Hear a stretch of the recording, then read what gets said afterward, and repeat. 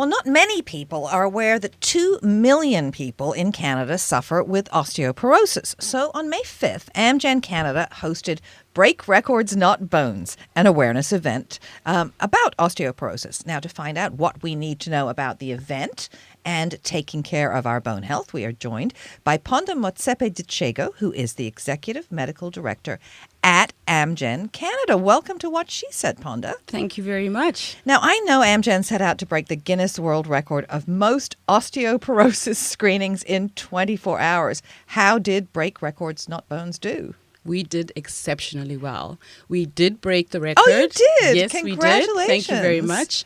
And it was truly a tremendous effort, both by the team and many different countries. We had more than 10 countries in the world participate. It was around, I didn't realize it was a global event. Yes, it was also a global approach as well as a Canadian approach. So from a Canada perspective, we aimed to screen 300 and we managed to screen 553. And globally, we wanted to screen more than 3,000, and we ended up screening 7,000. So tell us about the screening itself. Yeah. Who should have it done and when?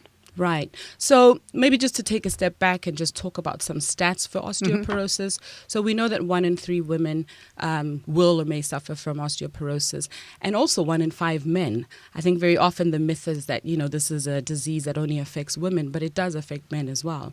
In Canada, as you mentioned, more than 2 million Canadians have or suffer from osteoporosis, and it's a silent disease. It's also known as a silent thief because you don't feel it, right? You don't see it until you break a bone. So the aim of the event that we had down in Mississauga a couple of weeks ago was really to increase awareness around this disease. So what we did is we had a screening day. The screening that was done was it was a heel screening, which is not your diagnostic typical way of confirming osteoporosis. It was more of a signal. And it was basically an ultrasound of the heel bone. And of the heel? Why the heel? Well, the test that the Guinness World Record had decided to conduct was based on that. But this is, again, like I'm affirming, this is not your diagnostic way of confirming osteoporosis. It was a way of signaling. So if you do feel or think that you might have osteoporosis, it's important to go to a healthcare professional with a medical facility that has, a DEXA scan that would be able to do a full assessment of your diagnosis of osteoporosis. Well, I mean, you can't see or feel bone loss, right? So when should you start being checked for it? So, bone loss kind of starts in your 30s, but at the age of 50 for both men and women, for women especially because that's when menopause sort of kicks in, it's really important to be screened. Do people get it earlier than that?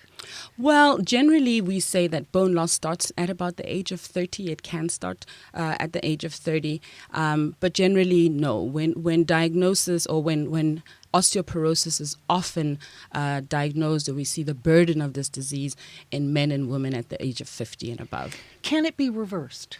Can it be stopped? Can it be reversed? Can it be stopped? That's a difficult one. I don't believe that it can be reversed. However, it can be managed. There are treatment options. There's multiple treatment options. There are many drugs available on the market to manage and treat your osteoporosis. But again, every individual needs to have their own tailored approach. You need to make sure that you're screened by your physician or your healthcare professional or your family physician and know your status. So now you said it affects men. Does it affect men and women equally? Because I always thought it had a lot to do with hormones around the time of menopause for women. Yeah. So it does affect, we see it more in women than in males. Like I said, because in women, osteoporosis normally happens during menopause, and that happens in the 50s. And that is why it's seen probably more in females than in men.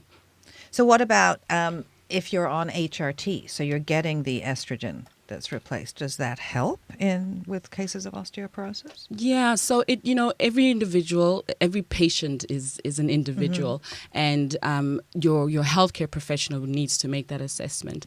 So even though I am a physician, I'm not a treating physician, and I always encourage patients who are at that age to make sure that they go and get screened. And this is why we had the Awareness Day, because as I said, this is a silent disease. It's known as a silent thief. A lot of people don't know about it. There's many myths around who has it, but the idea is that if you are in that age group, you need to go and you need to speak to your healthcare professional or your treating physician and ask to be screened. So what are the consequences of osteoporosis? I would gather fractures, broken bones, hips? Absolutely. So we know that osteoporosis happens commonly let me take a step back. We know that fractures happen commonly in the hip, in the wrist, and in the spine or the vertebra. And these are the sites where you most often would have fractures. So it's really important that you are screened when you're in that age group where we know that the burden of disease is potentially higher. And the consequences can be dire. The consequences can affect your quality of life. People who suffer from osteoporosis have a very low self-esteem. They become less independent because, they require more help to get around, and that can really affect their mood and their quality of life. For the long term, though, through a lifetime, are there things that people can do, and I agree they should be screened, foods that they can eat, things that they can concentrate on to sort of maybe prevent the acceleration of the onset? So again, each patient needs to be tailored to their specific treatment based on what their healthcare professional or physician says. But yes, there are certain lifestyle modifications that can be looked at. Exercise is one, but again, you need to make sure that it's tailored to you. Weight-bearing exercise, or strength, a muscle strengthening exercise. But again, it's got to be tailored specifically to individuals.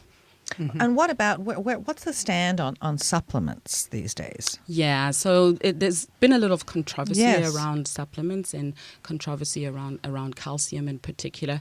It's very difficult to say. Each patient is different. I think the best thing to do is to make sure that you speak to your healthcare professional. They do a proper assessment on you and your medical conditions, understanding what other medical conditions you may have, and find the best treatment option for yourself.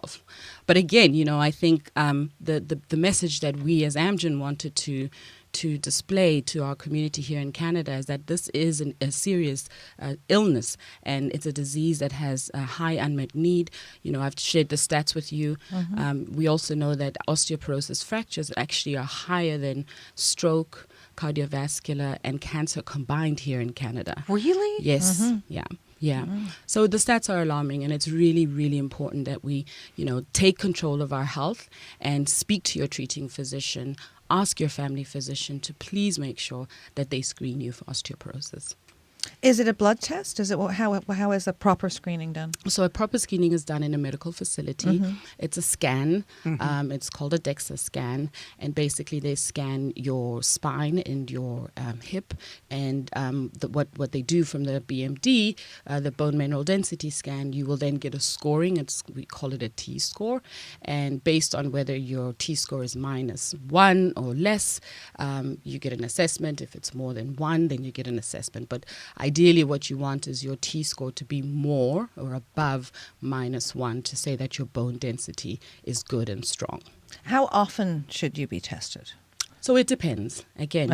It depends on where your risk is. If you're low risk, according to our guidelines of 2010, you can be reassessed less often. But if you're moderate to high risk, you need to have more reassessments by your physician. So maybe every 1 to 3 years, etc. So would you recommend people having a check at, let's say, 35? Just to see, just so you have a baseline? It depends, because, there's no single cause of osteoporosis. There's multiple things that can affect that. Diet, drugs, other causes, what we call secondary osteoporosis, or causes of secondary osteoporosis. What we do know is that the burden of the disease is within that 50-year age group, and that's probably the best time. Okay, where can people go to find information? Resources. Well, there's lots of information on Osteoporosis Canada, Amgen as well. We have information on osteoporosis because we do have a treatment option for osteoporosis. So you can go to our Amgen Canada website. Excellent. Taponda Motsepe-Tuchego, thank you very much Thank for you enlightening very much, us. ladies. I hope that was useful. She said